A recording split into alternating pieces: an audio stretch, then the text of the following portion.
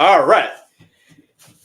By the way, my name is Versatile, aka the Alkebulan Trust, a name you can trust when it comes to all things reactions. And right now, we are going to react to the recap of the English Premier League for 2024 to 25 season. It has been a very, very intriguing season indeed. Yeah, a very, very intriguing season. Let me know what team you support in the comments below. You know what I mean? Let me know what team you support, because it's very good to know teams that you support. And yeah, by the way, I support Chelsea in it, so it is what it is. But anyway, so go to the table real quick. So we're gonna look at the table, and I'm gonna show you something with the table, right? So as you can see here, Liverpool obviously are the champions. You know what I'm saying?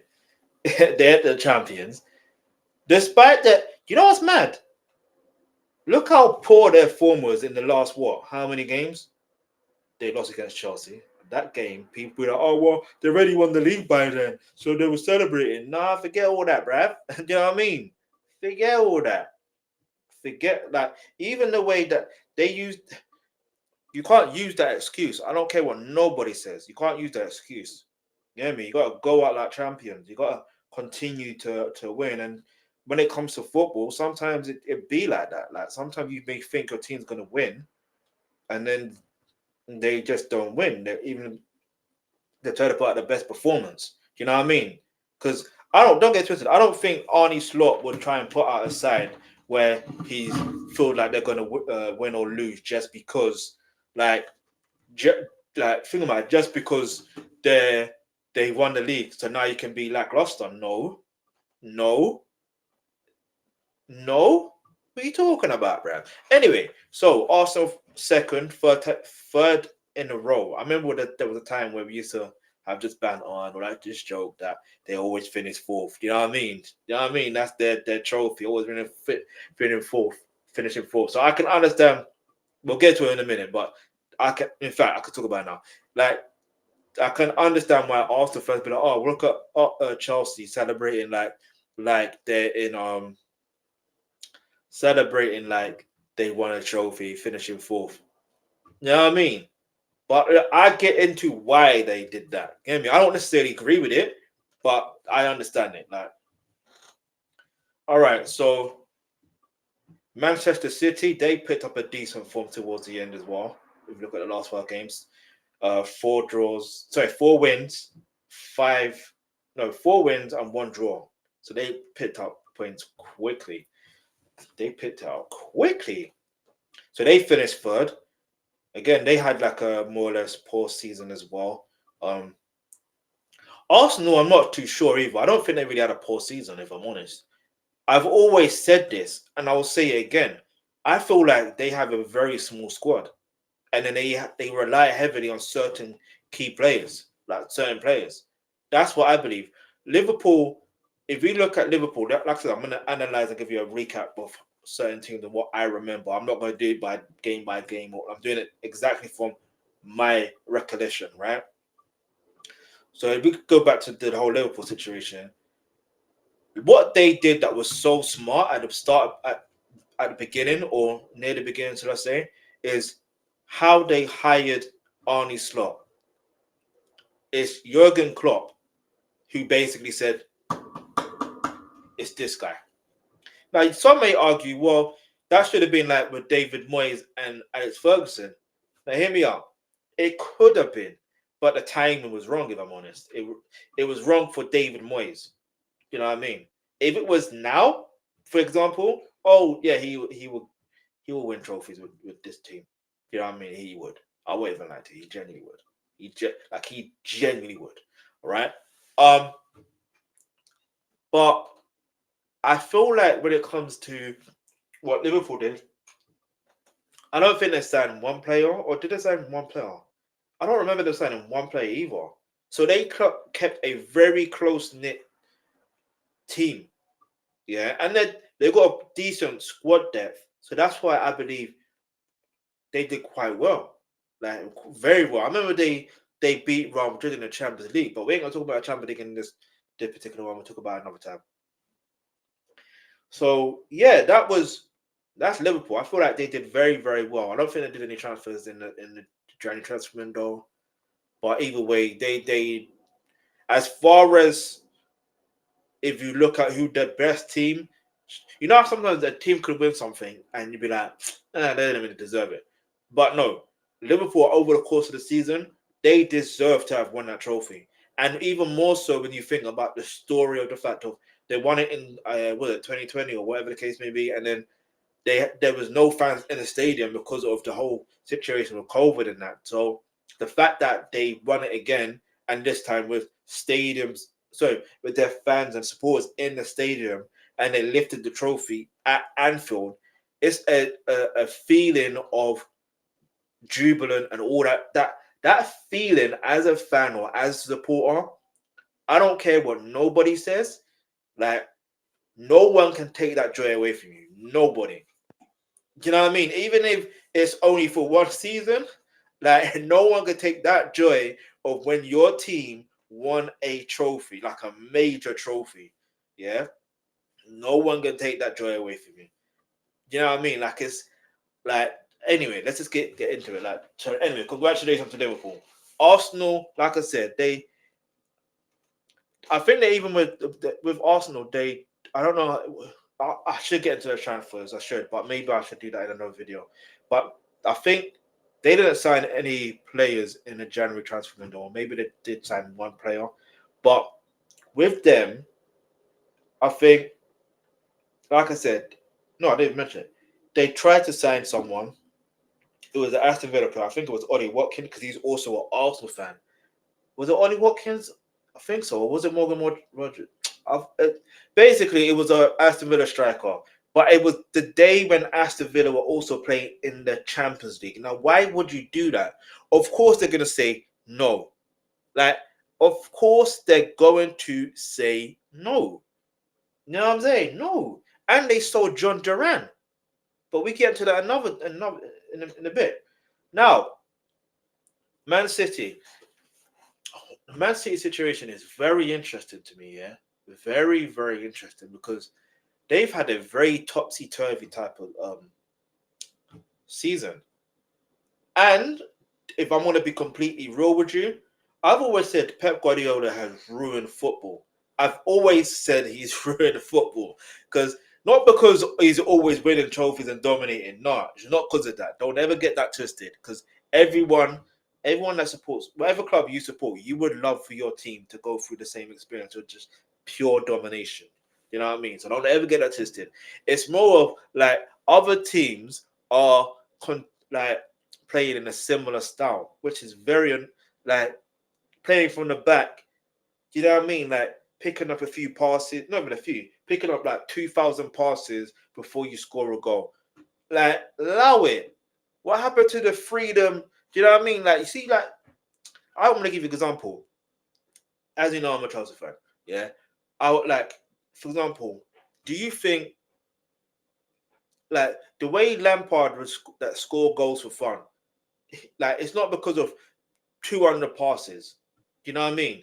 The way Joe Cole would score goals for fun, Eden Hazard, you know what I mean? Zola, like, it's not because of 2,000 passes. And even aside from that, yeah, forget about the Premier League for now. Let's focus on, for example, like in AC Milan when they had Kaká. Like, you know what I mean? Like, when you think about these certain players, like, think about it. They are scoring goals because they are creative. They have this foresight of, like, this is why, like, I know I'm a Chelsea fan and I'm supposed to despise Barcelona.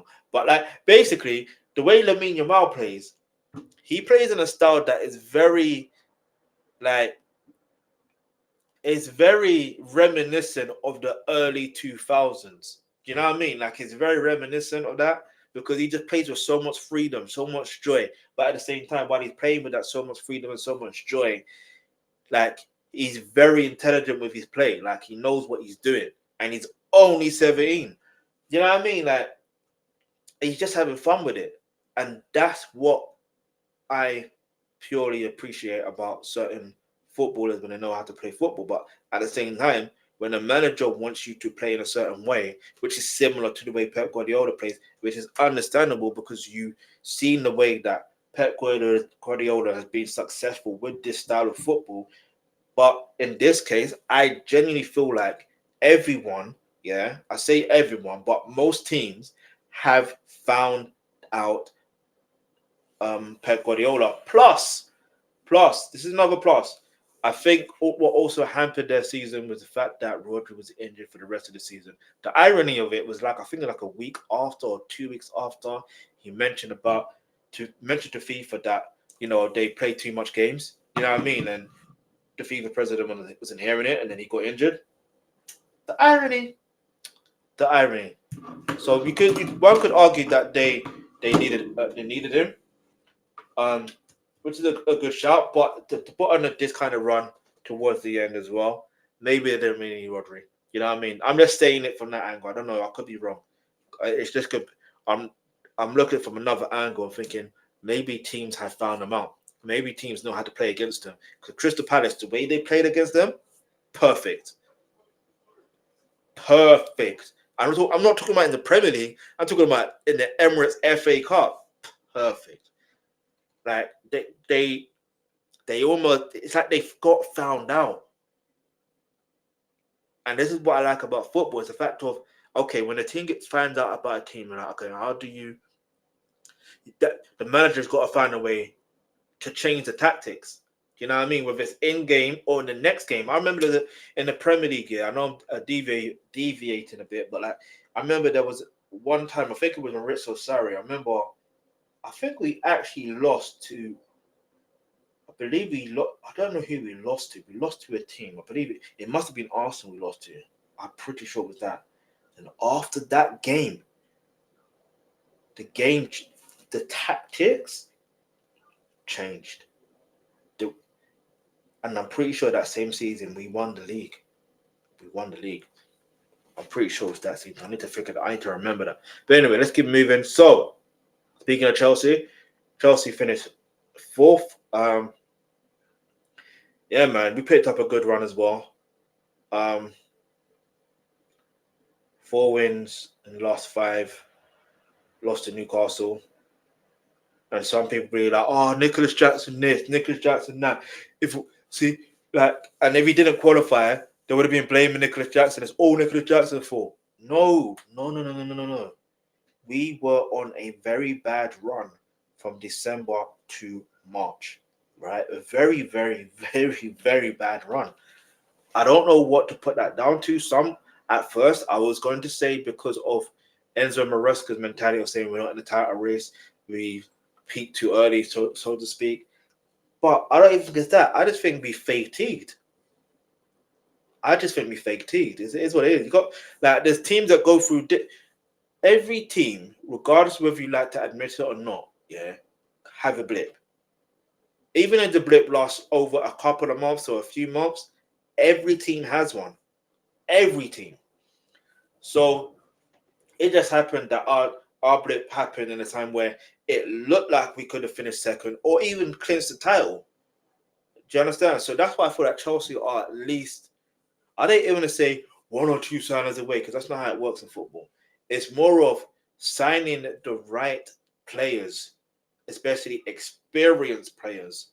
Like someone like Victor Osimhen, for example, will help us turn certain draws into wins. Yeah, certain draws into wins. That's what I think it is. Yeah, because if you think about the draws, let me see. Chelsea drew. How many times we drew? Yeah, we drew 9 times, which isn't a lot. But, excuse me, it's not actually a lot. We lost 9 games, but it's even taking those losses into possible draws as well. That's another thing. But at the same time, you want to win. But certain players will take certain results that were in the past into particular wins.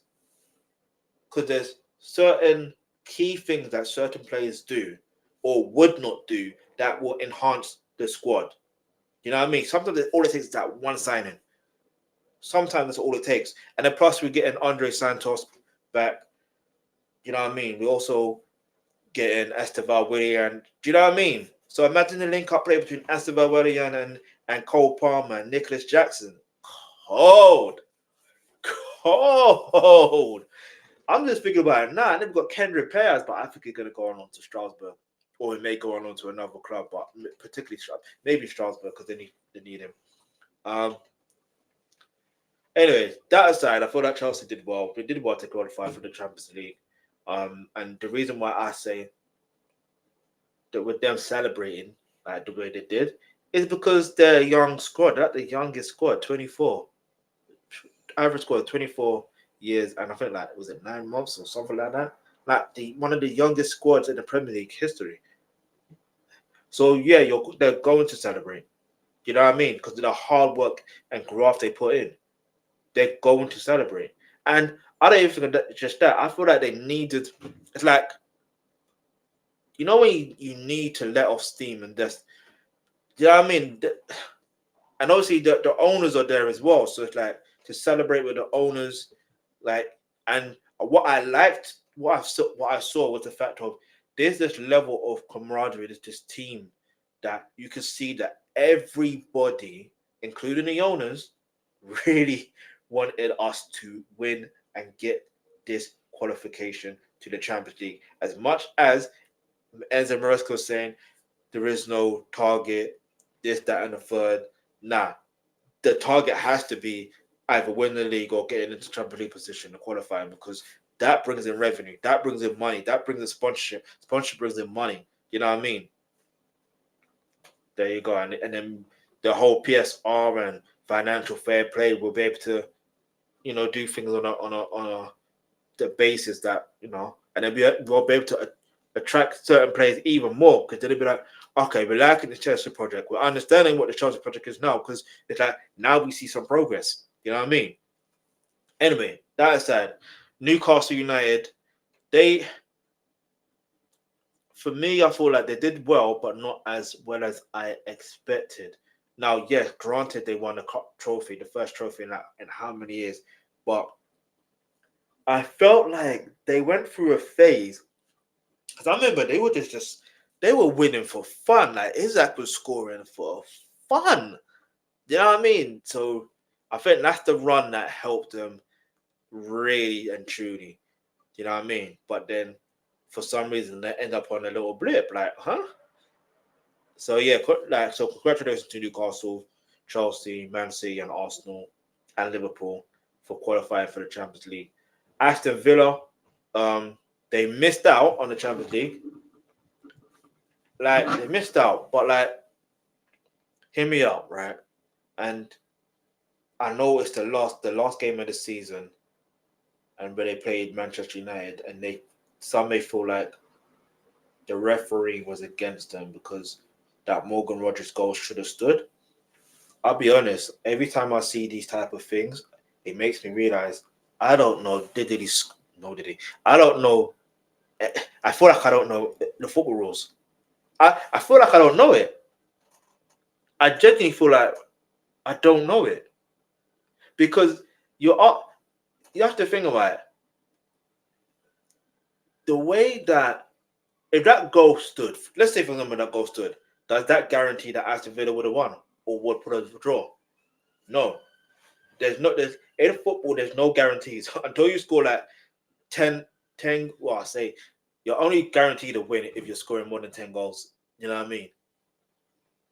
Yeah, but even then you just never know. Last 10 minutes the opposition score another 10 and it's 10 all. Like I know it sounds mad when you think about it, but that's football for you. Like, you know what I mean? I mean it's very rare for it to be like that, but in most cases, because there's been times where teams have won that like 5-0 up, and next thing you know, it's like 5-4 or 5-all. Like the Premier League is one of the most craziest leagues in the world. You know what I'm saying? This is why it makes it one of the best leagues in the world because look how close it was for Champions League qualifications. The points are so close. Newcastle and Aston Villa are joint points. Joint points. Joint points. But do you know why Newcastle go through? Let me tell you why they qualify. They qualify because of a thing. Wait, hold on. They qualified because of this.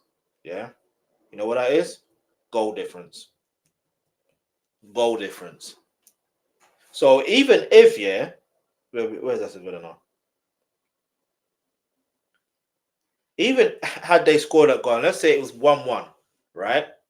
It still would like it still wouldn't really have been enough. Do you know what I mean? Or let's say they score that and then they end up winning the game against Manchester United and Newcastle, they still lost their game, but like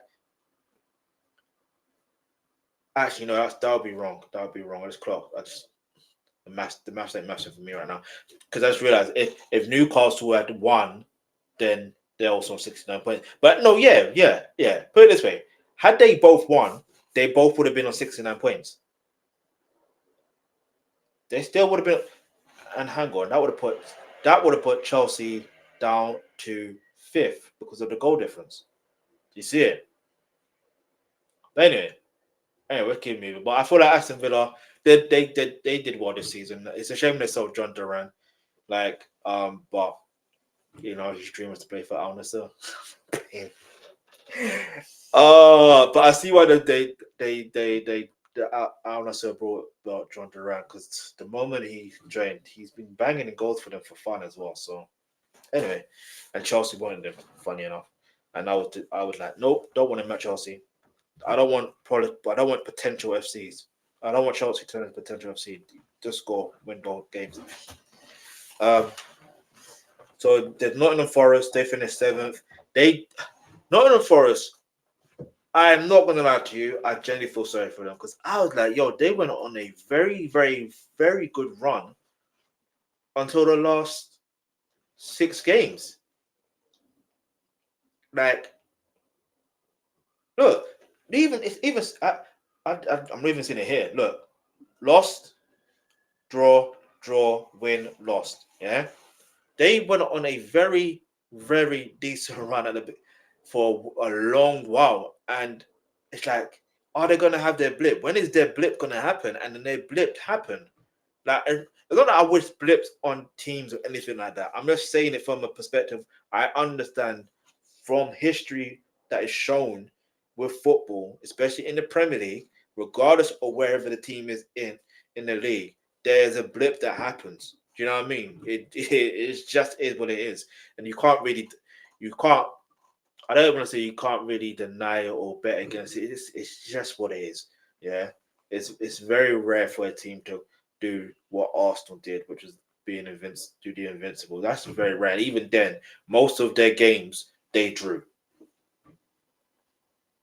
Like, I'm not disrespecting the invincible run. I'm just saying. But anyway, so let's just get into the next one. So yeah, Nottingham Forest. It's either way. I'm glad they're playing in Europe. That's one thing. It would have been shameful if they wasn't going to be playing in Europe. The Europa Conference League is a good league for them to play in the first place. You know what I mean? It's a good yeah. Then there's Brighton and Hove Albion. You know what I mean? They finished 8th. From my recollection, I just feel like Belieber really is Caicedo's replacement. I really think that Matoma's goal was, I forgot it was against, that was a quality goal as well, but I'm always going to think Chelsea had better goals scored, but that's just me. But aside from that, Brighton will always been that team that they're not going to win the league. They're not going to get relegated. They're going to be between 8th and 12th. Do you know what I mean? That's where they're going to finish, 8th or 12th.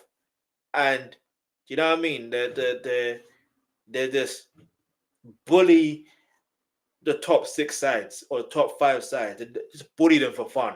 Like, that's Brighton as a whole. Do you know what I'm saying? That's Brighton as a whole. All right. But no, for real though, like they're a decent side. I feel like it's a shame that certain clubs like Brighton, you don't expect them to do well. In fact, let's go back to the Nottingham Forest situation. The season before that, they were fighting relegation. So for them to get to where they achieved, like in the 24 to 25 season, is an excellent thing. Yeah, don't ever get twisted. I'm always gonna be like, winning is the main thing. Like winning a title should always be the main thing. Yeah, I don't, and even it is what it is. Yeah, but I think it's still a remarkable achievement to enter into the Europa Conference League competition for the next season. You know what I mean? And they've got an owner that clearly cares about his team. But if they get rid of their manager, Nuno Espirito Santo, then I don't know who they'll replace him with. I genuinely don't. Like if he stays, there's a very good chance they could go. I I don't want to say, put it this way. There's a very good chance they could do very well. All right, they've got a decent squad. Olaino, get me, Hutchin Odoi. Okay, yeah, that's being biased because they're former Chelsea players. But Chris Wood, Morello, get me, decent player as well. But Chelsea, I have a feeling Chelsea are gonna if they couldn't get Hussein or what his name is, then they might go for Morello. Um, I know there's talks of Bryce White, what his name is, but I don't think that will happen. But football can surprise you. Anyway, and speaking of Bournemouth, you know what I mean? They went on a decent run as well. And Chelsea loaned out their keeper, Kepa, to Bournemouth. And he now apparently wants to stay at Bournemouth. So imagine the most expensive goalkeeper in the world, and you want to anyway. That surprised me. But Bournemouth went on a good decent run. I think Justin Kluivert, get me. I remember when he scored against Newcastle. I'm like, yo, this guy just like his dad, bro. They're scoring, bro. You know what I mean? But anyway, but yeah, Bournemouth they did well. They did well this season. I can't even lie. I was like, there's some games where you're like Bournemouth. Let me tell you about the Premier League. Yeah, Bournemouth, Brighton, and there's another team. Bournemouth, Brighton, I think also Wolves.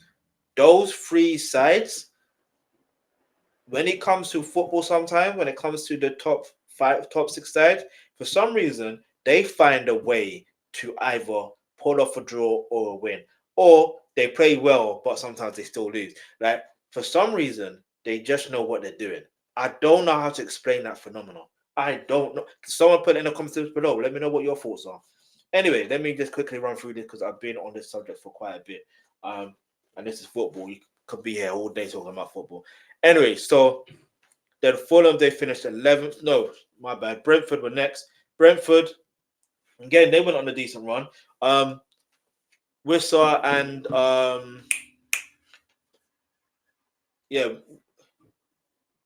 Brentford strikers. I think this is what's so mad about football. Yeah, sometimes you feel like some players are too good for a particular team. Now, hear me out. Do I want them to leave? No. But if they keep hold of Whistle, and Imbo, I can't even say the other guy's name, but forgive me. But if they can keep off their strikers, they will. They got a pretty good chance to enter into the top six tomorrow. You know what I'm saying? Tomorrow, what's tomorrow? They got a pretty good chance to enter the Europa League or the Europa Conference League. They got a pretty good chance. The reason why I'm saying that, right? Look how close the points aren't that far off. They're not. They finished on 56, yeah? To get to Europa League. In fact, they still could actually finish when I think about it. That's a subject for another day. But anyway, they had a decent run, yeah? Because I think we'll get into the top scorers in a bit, yeah? So after that, you got Fulham, get me, Alex Iwobi, impeccable form. Get me, all their players looking like flipping bodybuilders and that, like, you get me, like, nah. But for real though, I feel like they had a decent run. It's sad when you see certain clubs like not sad, but I look at it. I'm like, Fulham got some players here where if they can put up a consistent run, they could have finished higher. But I feel like I don't know whether it's because they when was it? I think it was around March. No, it wasn't around March. There was a time where they were just relying on their subs to help them win that game, if that makes sense. And you always put yourself in harm's way when you do that. You know what I mean? When I say you put yourself in harm's way, they always put themselves in harm's way. Because look, let's be real, right? You can't always use that tactic. You have to find a way to win the game within the game. You can't say, okay, you're the super sub, so you're going to do this. You're going to. It doesn't always work like that. So I feel like that's one thing, but I also feel like with the players they have, um, I don't know. I'm just confused about for them sometimes. It's like sometimes they pick up a decent run, and then they fall wayside. Like I don't know what it is. I don't know. I don't know. I don't know. Can somebody leave in the comments below? Let me know what your thoughts are. Like, do you think, yeah, are there a couple signings away from entering Europe, or is just the typical Fulham where they have a good, decent run for a few months, and then they remain bad or awful, and then have a have another decent run, and they just somehow manage to finish in the mid-table. Because I always thought that they'll always finish in mid-table. But anyway, let's keep it moving. They had a decent. They're decent. I'm glad that Alex Iwobi, like he's scoring goals for fun for Fulham as well. That's the other thing. Even Calvin Bassey got himself a goal as well. But anyway, let's hope they can do it for Nigeria as well. You know what I'm saying? Anyway, so Fulham, so I mentioned Fulham, Crystal Palace. So we mentioned that they won the Emirates FA Cup, which is good. And at one point, I said they were awful. I can't even lie to you. However, they surprised me this season.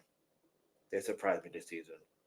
Um, Not only because they won the FA Cup, I just feel like I almost forgot they like they sold Michael Elise. You know what I mean? And Trevor Chalobah was on loan to Crystal Palace, and Chelsea recalled him back. So it's always going to be a tricky situation. But in the same breath, in the same month, should I say, we gave them, or Chelsea gave them Ben Chilwell on. You know what I'm saying? So it kind of worked out for them. You know what I mean? We allowed them to give them that winning mentality. You know what I mean? Where got to win, you can win, and they managed to win the FA Cup. But as far as the Premier League goes, yeah, man, I feel like Eze was on form as per usual. He's always going to be the go-to guy. And Nketiah, I see why Arsenal got rid of him. I can't even lie to you. But I feel like eventually he's going to pick up form. Do you know what I mean? Where we're going to look at it because you know how Wilfred Zaha was linked to major clubs, for example. That's going to be the situation with Eddie and Nketiah. I don't know how to explain it. But also, Mateta was on form. That guy, when you see when we talk about experienced players, that's the experience we're talking about. And then they got I forgot what's his name. That young guy, I forgot his name. He's a what is his name? But basically, either way, they've signed certain players in certain areas that make sense, and I respect that. Everton, the smartest thing they did this season was rehire David Moyes, right? So that you could argue and say they're in this position only because of David Moyes. Because before that, they were I swear they were languishing between 17th and 18th. You know what I mean? So for them to finish 13th is a decent thing. So yeah, shout out to David Moyes and that. And then speaking of a new manager syndrome, West Ham United ended up getting Graham Potter as their manager. They started very bad, but then yeah, they had like a decent run of form. But they're in a position where they're going to have to stop. They're going to have to sell, dare I say, Mohamed Kudus, so they can reinvest in particular areas. Only because I know it sounds mad, yeah, to sell one of your best players. Don't ever get that twisted. I know how mad that sounds, but with these people, with West Ham, you got to think about it from a long-term perspective. Short-term, yeah, good player, cool. Remember, they had Carlos Tevez at one point. You know what I'm saying? So I'm looking at it thinking they once had Declan Rice. What did they do with that 105 million pounds? Was it 105? It was definitely over 100 million. What did they do with that money? How did they invest that into players? Who did they buy? Was it a smart investment? That's what you got to look at when it comes to your club. When they sell certain players, how are they investing that money? You understand? But let's see what West Ham do next season. They're another team that if your team ain't careful, yeah, you know what I mean. Manchester United finishing 15th, and it's so ironic because Chelsea signed Jadon Sancho on loan, and the deal was it's Chelsea are obligated to buy Jadon Sancho if Chelsea finish above 14th or 15th or something like that. So I just find it so ironic that Manchester United finished 15th. Manchester United are a very weird one, and I'm saying weird because they had to change the manager. Not only did they have to change the manager, Marcus Rashford was getting the same treatment as Jadon Sancho at one point. Mind you, the Jadon Sancho situation was Eric Ten Hag. So when I was seeing that, I was like, yo, why do these managers do this? Do you understand? Like, why do they do this? But I look at it and I'm like, all right, well, is what it is, really. Is Amarim the right man for the job? Maybe. I don't know. Like, I'm not, I'm not a football owner, but, you know, they lost out on the Europa League to qualify for the Champions League, but it is what it is, man. Like, that's football sometimes. But I feel like it's such a tricky one because I was talking about tactics earlier. What tactics? Like, think about it. He's gonna get a first preseason on his belt, right? So it's about how does he learn to use these players? What players is he gonna sign? They expect to sign Mateus Cunha, so he'll be a decent signing for Manchester United, but at what expense? You know what I mean? How do you integrate new players? Like, it's just all these level of thinking. Does Andre Onana get sold? But then if he gets sold, who did they replace him with? Martinez has got to possibly leave Aston Villa. Does he end up going to Manchester United? There's so many questions. Like, if you're a Man United fan, I can understand if you're stressing. I can understand it because there's a lot of questions to be asked.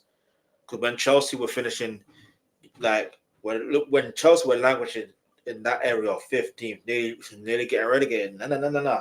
There's questions to be asked from the ownership, literally from the owner's perspective. What is going on? But it's Manchester United. They'll bounce back. You know what I mean?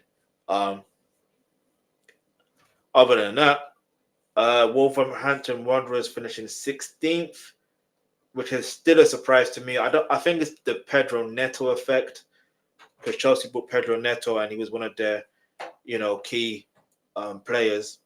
So when you lose a key player, sometimes that happens. And like I said before, if you don't reinvest that money, you know what I mean? That's one thing. But then there's another thing with they're losing Mateus Cunha. So what happened then? And I'll just say, yeah, they're one of those teams where if you rely, no, they're one of those teams that certain teams can be scared of. You know what I mean? Because they find a way to just win against certain teams. Yeah, I don't understand it, but that's just football. All right. And then Tottenham Hotspur finishing 17th, right, on 38 points. That's basically a point per game. That's insane, when you think about it from that perspective. But no, they've literally lost a lot of games, like 22 games. I don't know what to say about Tottenham. I really don't know what to say about Tottenham. Because they won the Europa League, their first trophy in 17 years, their first European trophy in over 40 years. So it's just it's technically congratulations to them for winning that trophy. But then where do they go from here? Do you know what I mean? Like even this season, it's mad, yeah, because it's like they actually at one point they scored. They were like one of the highest goal scorers in the league at one point.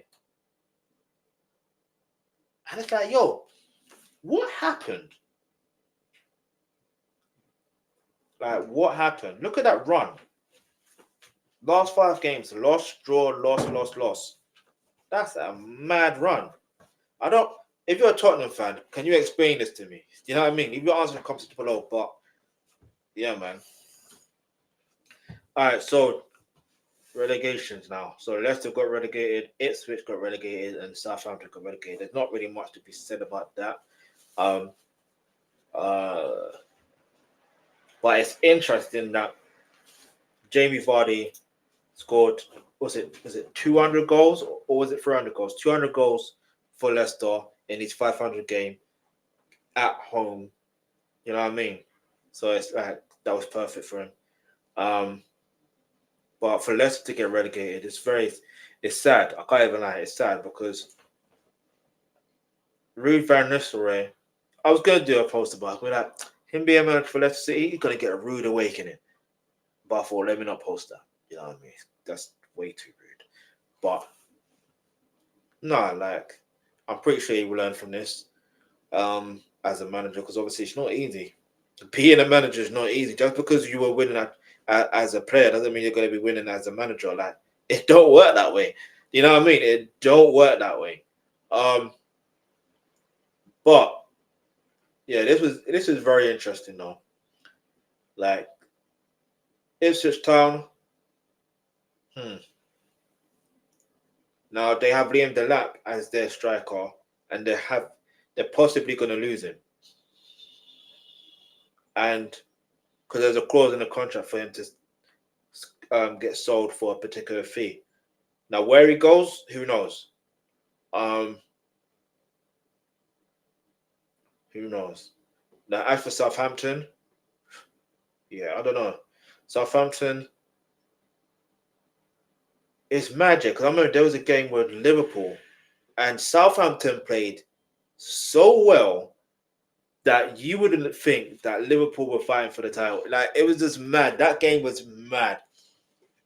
But again, they've also signed decent players as well. But it's like the 3 that got promoted get relegated. Does that mean there's a big gap between the Championship and the Premier League? I don't think that. Well, let me rephrase that. Is there a big gap between teams that get promoted from the Championship to the Premier League? Is there a gap? I don't think there is. I genuinely don't think it is. I genuinely don't think it is. It just comes down to the fact that certain clubs reinvest in a way that makes sense for their club. So say, for example, Sunderland have been... In fact, no, who's a great example I can give? There's a team in it that got promoted. For example, I think Nottingham Forest would be a great example. Yeah, they would be. They're a great example. It's not been long since they've been in the Premier League, but it may seem that way. And guess what? They reinvested. They found a way to reinvest into the squad. There was a time where they brought. Everyone would complain that, oh, Chelsea bought all these players. They brought like 20, 40 players. No, there was a time when Nottingham Forest were doing the same thing. No one batted the eyelid. And look where they are. But anyway, that's my thoughts on the season. But I want to quickly go into where is it? I want to get into the stats. Do you know what I mean? And then we just go club by club another time and all that stuff there. All right. So, are you serious right now? All right. So, player stats, right? Mohamed Salah. Okay. Player stats. Mohamed Salah with 29 goals. Yeah. We're not even going to talk about who's second, who's third, who's fourth. We're going to talk about who's number one. All right.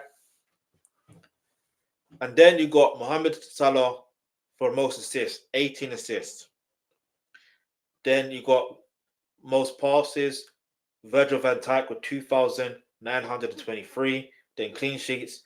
Technically, I'm going to put Matthias Sells in that because they're joint first with 13 clean sheets.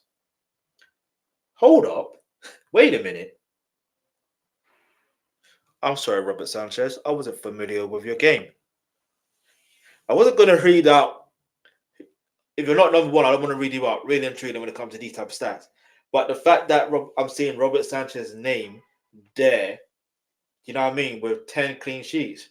Like I said, I'm sorry. You know what I mean? In the words of Shaquille O'Neal, I'm sorry. I wasn't familiar with your game. 10 clean sheets. Yeah, Chelsea have improved a lot. But the most improved side overall is Nottingham Forest. You know what I mean? But anyway, let me know what your thoughts are in the comments below. But yeah, man, let's just keep it moving. Let me know what your thoughts are, like I said.